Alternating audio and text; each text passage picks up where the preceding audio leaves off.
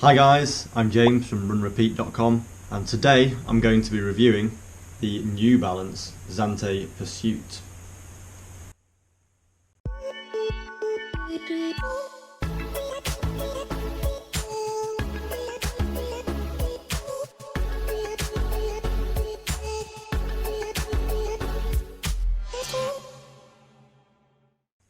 So, this is the New Balance Zante Pursuit. It is an incredibly light shoe, as you can tell, very light indeed. And I have been lucky enough to review it, and so I'm going to tell you what's good and what's bad about the shoe. Start from the top, obviously the main element of the shoe, the upper. So this is made from New Balance's Hypoknit material, which I think is really good. They say that it feels like you're running in a sock, and it does. It wraps right around your foot, really keeps it secure in the shoe, and it eliminates heat spots. So I did a few track workouts in the shoe, a few tempo runs, things like that, and some of them were in 20-25 degree heat, which is pretty warm for the UK, but I didn't feel like my foot was excessively warm or anything like that. It felt very comfortable and it performed very, very well. So the upper also looks pretty cool. It's a nice blue. It's not overcrowded like some uppers these days, where you get different colours or different patterns going throughout. It's just nice and simple, and it's got the New Balance logo on the side there and on the other side, as well as on the heel there. So moving on to the heel. The heel, I thought, is the one area that this shoe slightly lacks. The heel isn't quite as supportive as I would like it to be. So obviously it's a lightweight shoe, it's a racing shoe, it's for fast work, for tempo runs, that kind of thing, but the heel is still slightly soft, which I didn't find it affected performance too much, but I didn't feel like it was there supporting my foot and really helping me to kind of excel over the longer distances. I'd definitely keep this shoe to shorter runs. I did a 10k in it and it was absolutely fine.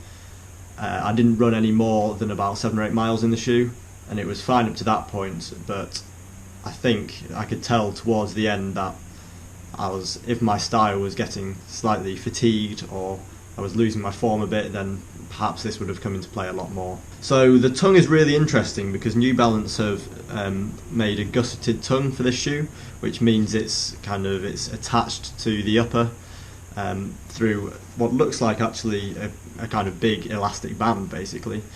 It's obviously slightly more technical than that, but that's the easiest way to describe it.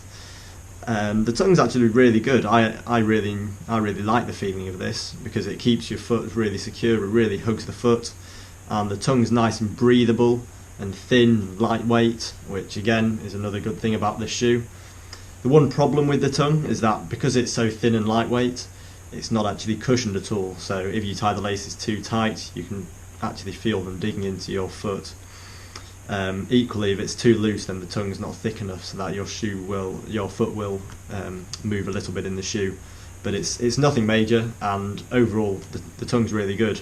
Also, the gusseted tongue helps keep all the dirt and road debris out, which is good if you're racing, that you're not uncomfortable, or even if you're just doing tempo runs and stuff, you don't have to stop and empty your shoe or anything like that. So moving on to the toe box.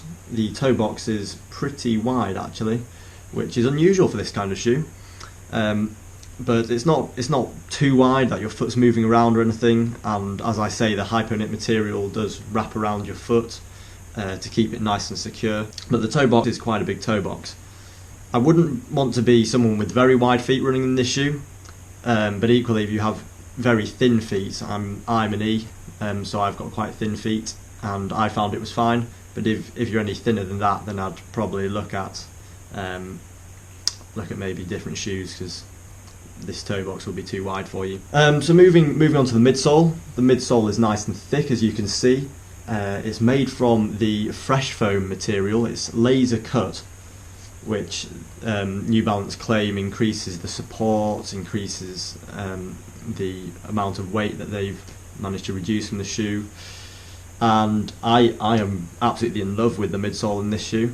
Firstly, it's really light, so that's normally where most of the weight is on the midsole and on the outsole, but This shoe's very light. It's only 210 grams for a men's size 10 in the UK, so that's incredibly light, and it's very responsive actually. It's thick and cushioned, which is normally what I like. I'm more of a cushioned shoe kind of runner, but I did use these in tempo run, speed work, in a race as well, 10k.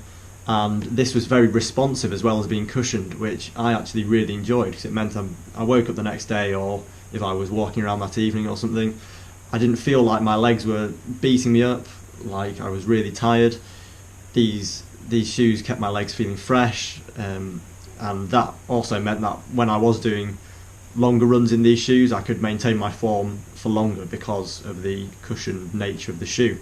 Also, I think it looks pretty cool, the blue and then the white, and then on the outsole the translucent rubber, which is something I've never seen before actually. So I was slightly skeptical of this translucent rubber. The tread on it isn't especially deep. I thought, oh, it's probably not going to last too long. But how wrong could I be? I've done 50 miles in it, over 50 miles in fact, and so far I'm not seeing any signs of wear at all on the tread. Normally I get it on the outside of the shoe, just down here. I pronate slightly, but I haven't even seen anything, which is absolutely amazing. It also doesn't attract dirt. That's the one thing I noticed, is that I thought this translucent rubber, it's not going to look very good in kind of 30, 40, 50 miles time, because I'll have run on the roads and undoubtedly there's a bit of dirt on the road, a bit of grease, that kind of thing, that's going to pick it all up and not look very good. But that's certainly not the case. It's as you can see, I mean, I haven't cleaned it at all, and in over 50 miles it's not looking too bad. So yeah, I think it's a really good shoe. One thing to mention is that it's got a 6mm drop from the heel of the shoe down to the toe of the shoe, which normally I run in kind of 8, 10, even 12mm I've run in. So I was thinking it's a bit flat. I'm not going to be pushed through my stride as much. But again, it does a brilliant job pushing you through your stride, and I think that's mainly due to the fact that they've tapered the toe here.